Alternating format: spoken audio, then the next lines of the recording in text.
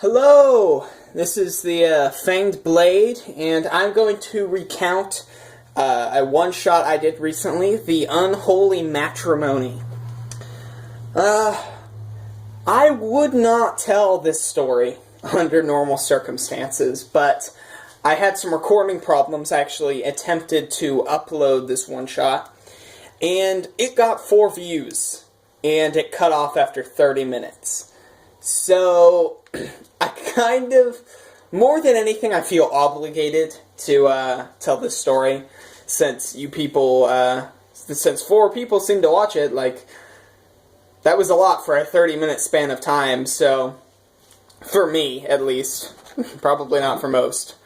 But, I'm going to recount this story, on those grounds, and you guys can, tell me what you think in the comments, not that I will, get any.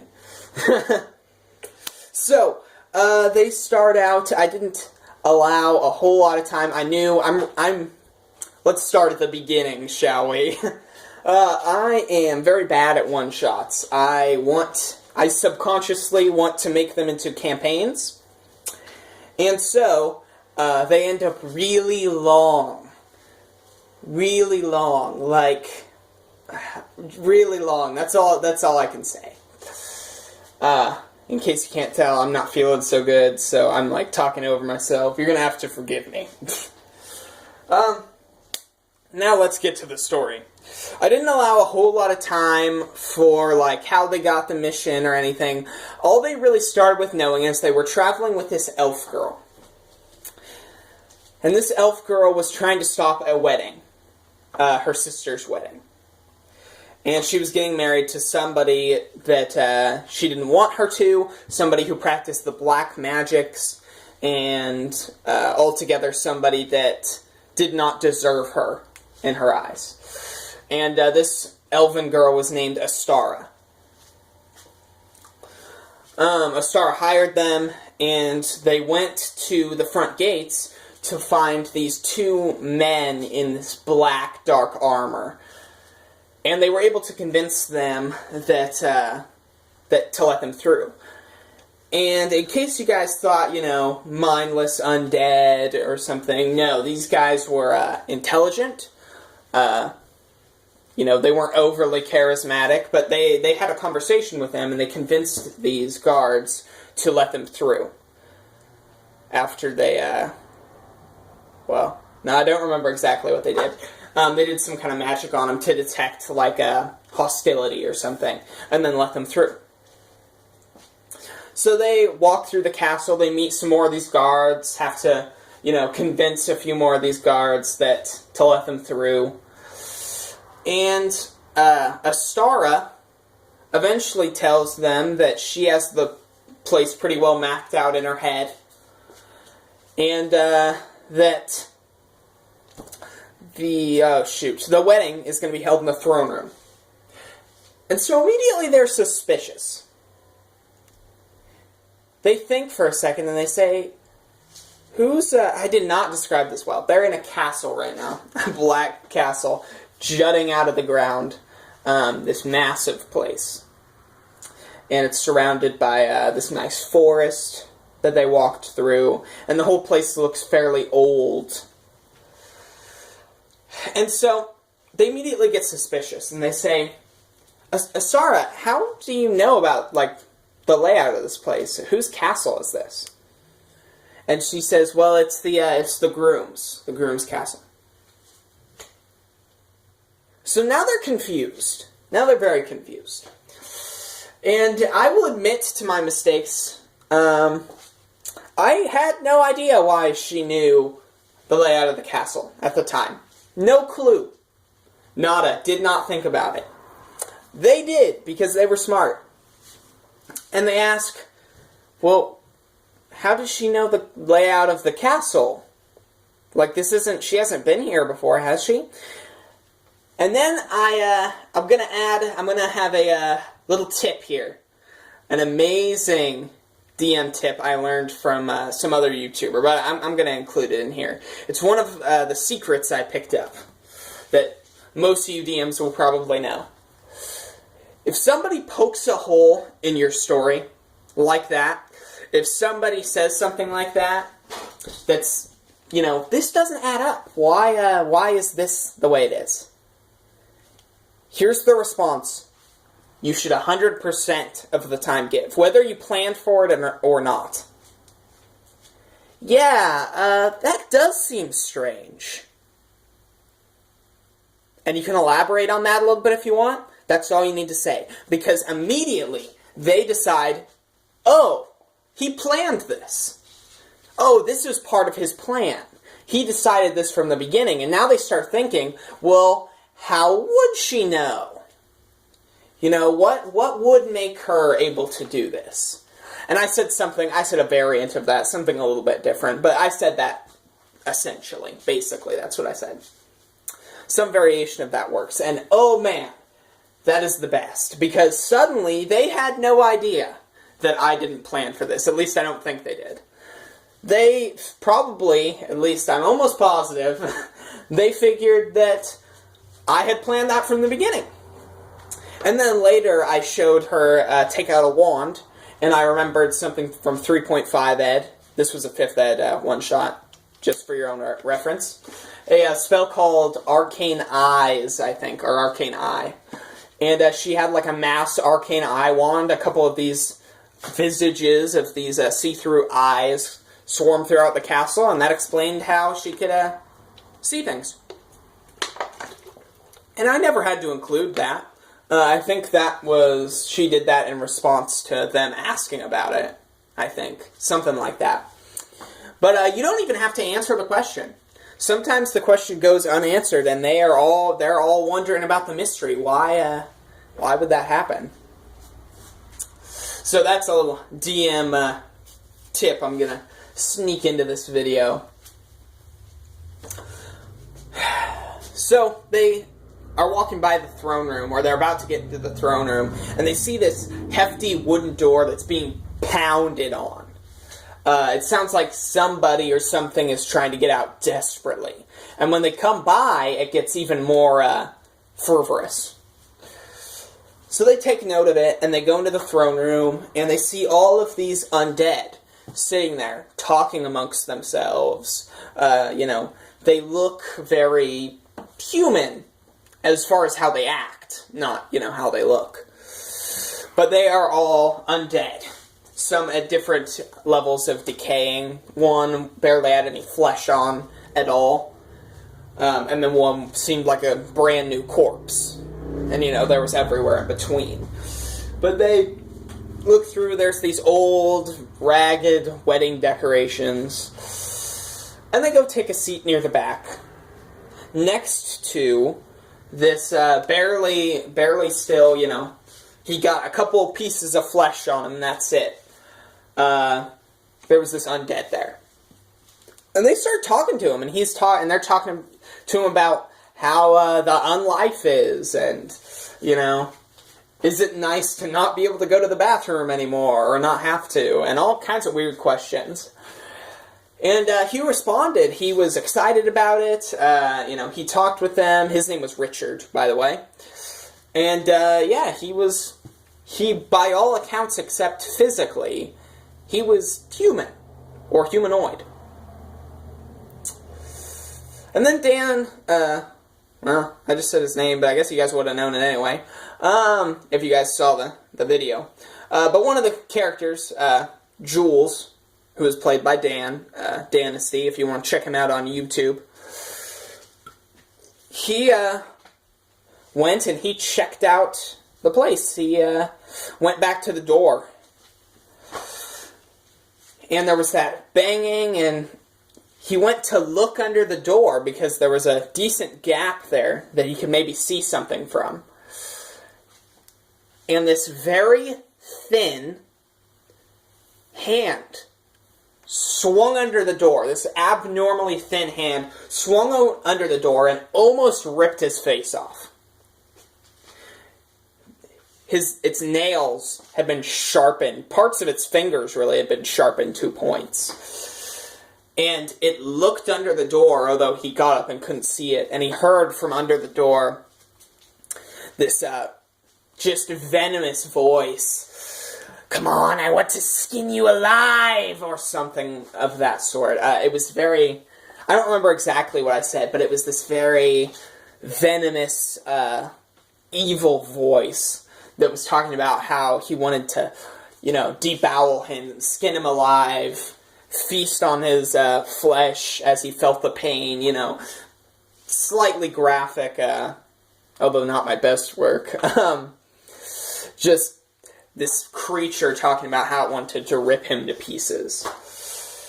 And then Jules went back to go talk with his friend Solar, who is basically, by all accounts, the guy from Dark Souls 1, Praise the Sun. Yeah, Solar, I think, is what he named him. That might be the name of the guy in Dark Souls, I can't remember, but Solar, that's at least what we're going to call him. And he was played by Paul. You don't need to know anything else about him. I don't think. Yeah, I'm going to leave it at that, at least, in this video. So, they're talking with Astara, they're trying to get some details, and the wedding starts. This man, wrapped in a black coat, suddenly appears, a black cloak, sorry, suddenly appears, unravels himself from space and time, basically, and appears before them. And, the bride walks up, and this guy is in a tuxedo that looks like it's basically from today. Like, a tuxedo you'd see in the 2000s on Earth. But it's like hundreds of years old. Unkept, ripped up, old fabric of something that looks like it should be futuristic to them. And the bride walks through. This big, hulking half-elf. Astara's half-sister. Her name was Brianna. And the groom was named Ryan. And Brianna walks in this torn-up wedding dress. And immediately, they're thinking rape. They're thinking that she was forced to wear it. They were thinking all kinds of things. But upon examining it, what they found out, at least to their best judgment, is that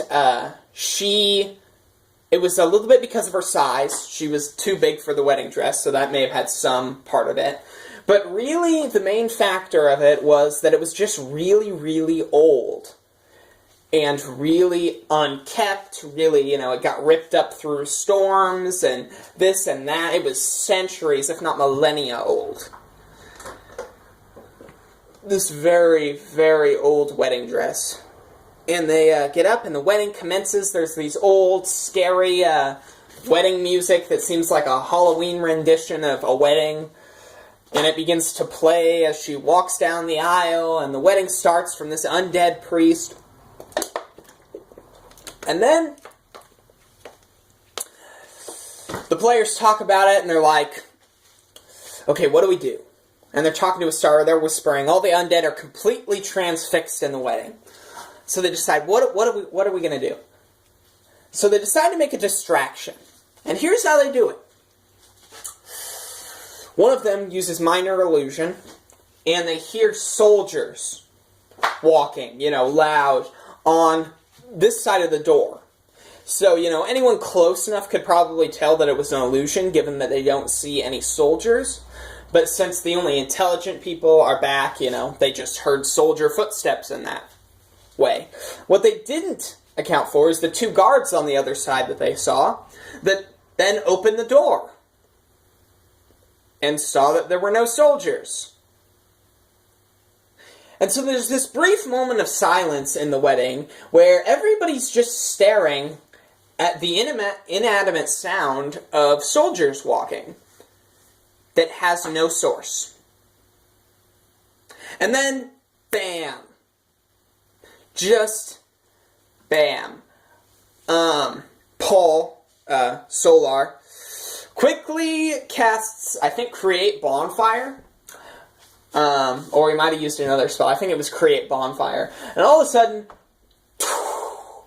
the wooden door that the creatures were behind goes up in flames. And Ryan starts cursing. Brianna starts cursing. They're getting mad. They're running over there because all of a sudden a whole bunch of ghouls come out. And they have their teeth sharpened to points. They have their fingers and nails sharpened to points. They look angry. They have these long tongues that are sticking like a foot out of their mouth, slurping around. And they want to rip them all to shreds. And so they all start trying to stop them. Solar's helping, slinging spells. And then they split the party. Dynasty, Jules, I should probably just say their in-character name, but I keep forgetting. Jules, he quickly leaves and goes through another door in the wedding hall. And is greeted with darkness and starts running through the castle trying to find clues and hints that he might be evil, Ryan. He finds a couple ghouls, but since he's a monk, he can pretty much outrun them. He finds this odd-looking priest that keeps tapping him, and he's taking this necrotic damage and feeling weak. And they run up there, and it's got this wide look in its eyes, and he gets up there and he sees 3 doors. 2 of them unlocked, 1 of them locked. And he slips into the first one and hides. And the priest comes in there, the ghouls are behind him, and he casts darkness. Because he's like a shadow monk or whatever. The priest is then walking in circles. It's so confused, so disoriented, it just can't see anything.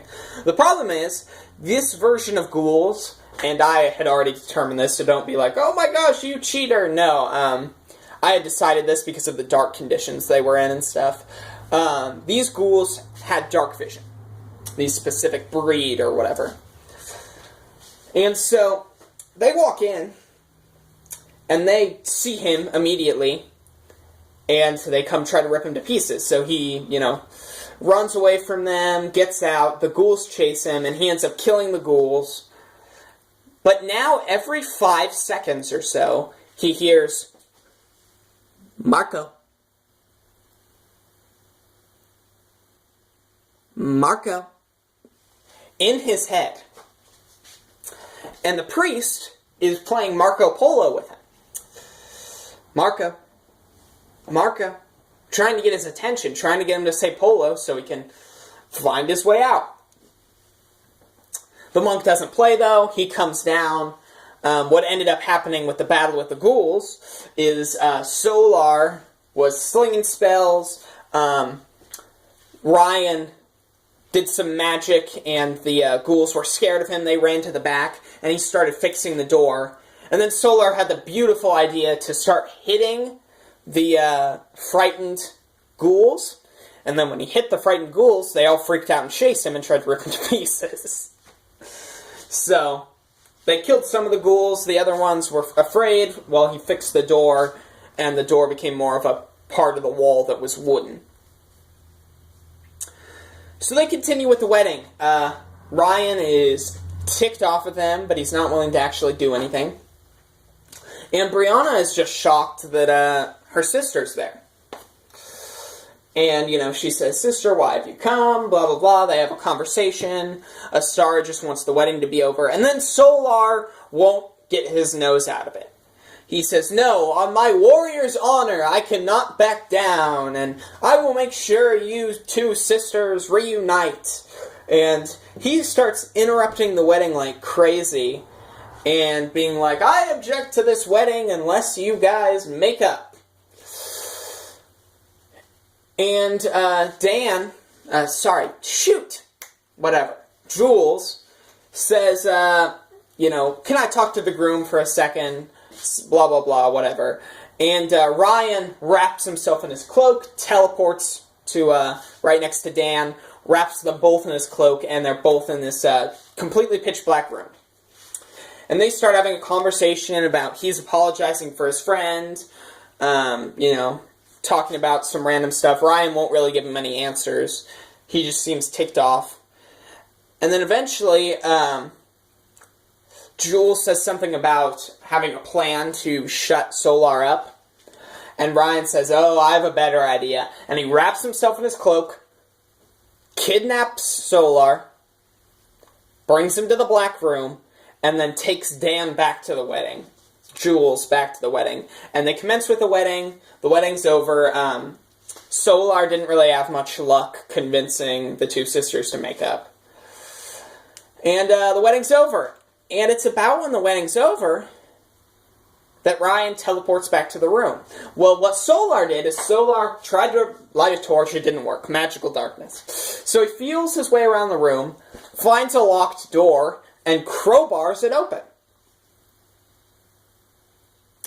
So, it's crowbarred open. He walks around. He finds the priest. Oh, let me back up real quick. When Ryan and Jules were talking, Jules said he found an intruder and ran through his place. So Ryan said Polo a couple times out loud, and the Marco thing stopped. The priest seemed to have found his way back to his post. Well, Solar begins to make his way backwards through all that Jules went through and runs into the priest.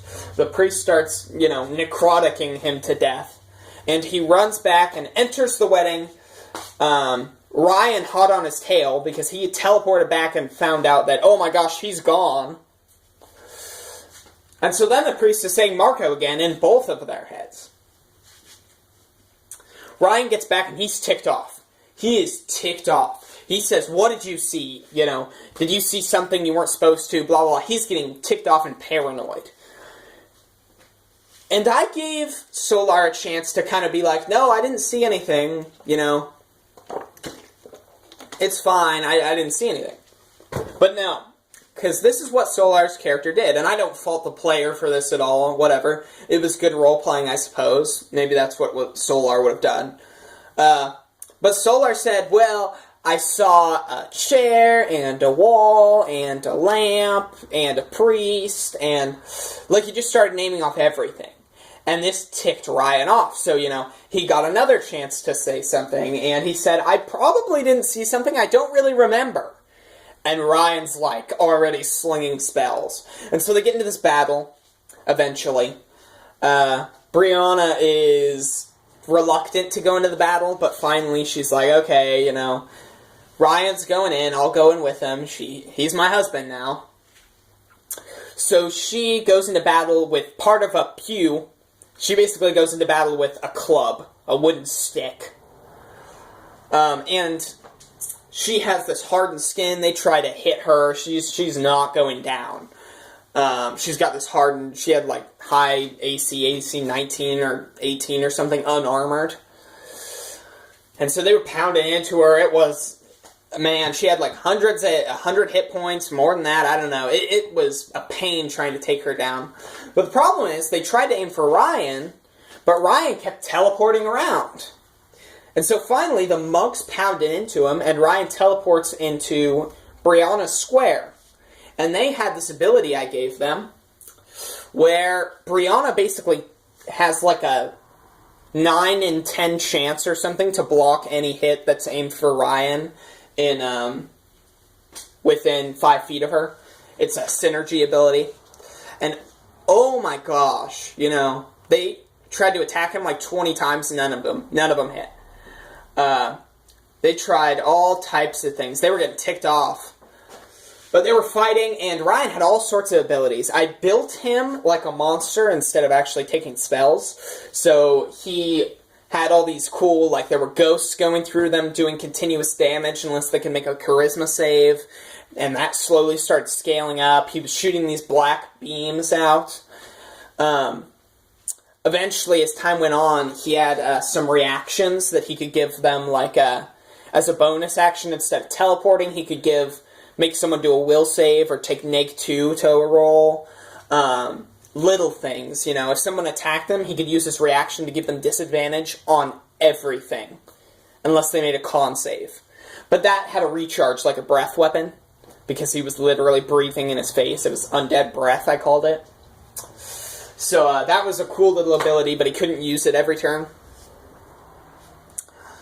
And man, they were hating the disadvantage. The whole thing was a pain. Astara turned out to be a second-level cleric, so she healed them a couple times, gave them bless, and she was pretty much out. She hid after that.